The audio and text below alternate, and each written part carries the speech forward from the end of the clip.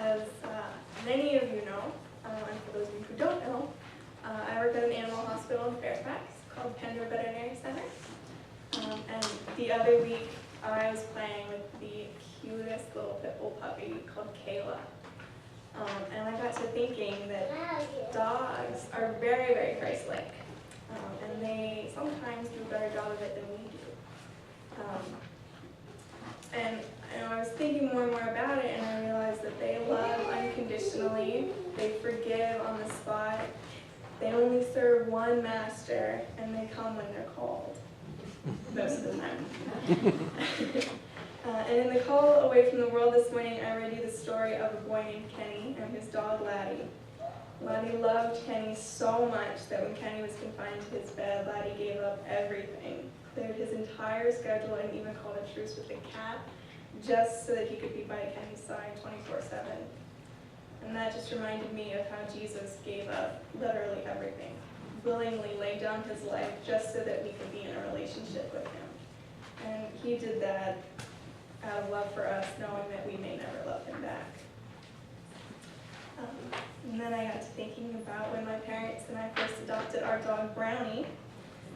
And there was no interview, we didn't go on any dates, and she never said, you're just not my type.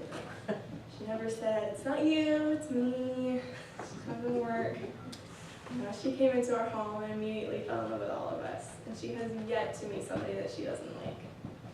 And Jesus spent his time with the tax collectors and the Samaritans and the lepers and the low and the social hierarchy, I guess.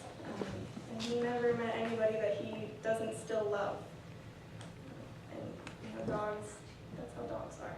They love everybody. As long as you throw a ball for them, they love everybody.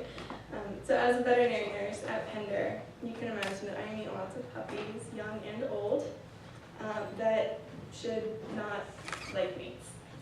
And I'll spare you the details as to why, but it involves lots of poking and prodding in places that I probably ought not to be poking and prodding in. But no matter how many times I stick them with vaccine needles, they always turn around and give me a kiss when they're done. And when I see them the next time, they come back to our treatment area, wagging their tails and just loving on everybody and happy to see everyone. And they always seem to forgive us, no matter what we do. And no matter how many times we sin against God, he forgives us. And Brownie is one of those dogs that you will more often than not find in our kitchen.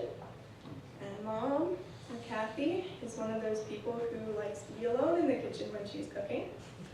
And needless to say, because of this contrast, Brownie has been stepped on, tripped over, and yelled at more times than one can count. And yet, when Mom goes up to bed late at night, Brownie's sitting on the stairs waiting for her. Dogs don't hold grudges. And even as he was being humiliated and murdered on that cross, Jesus asked God to forgive us, because Jesus doesn't hold grudges either. Matthew 16:24 tells us that we cannot serve two masters.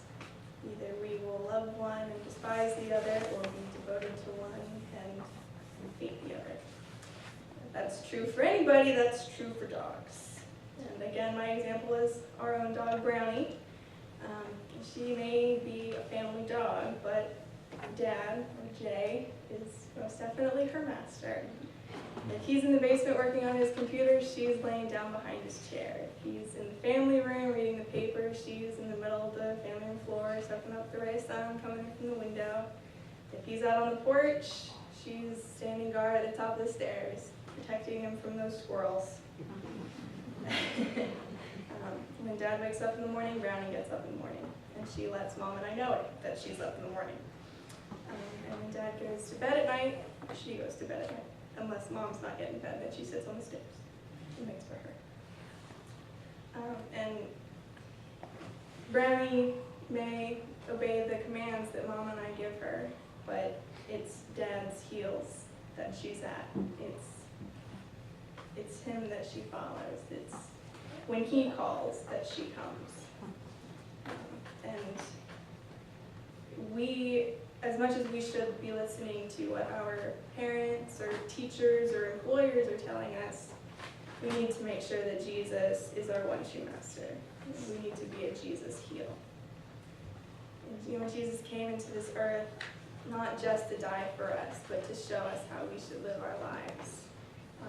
He calls us to love our neighbors, to forgive those who wrong us, and to serve only the Lord, and follow him wherever he may lead. And believe me, I know that that can be very difficult at times.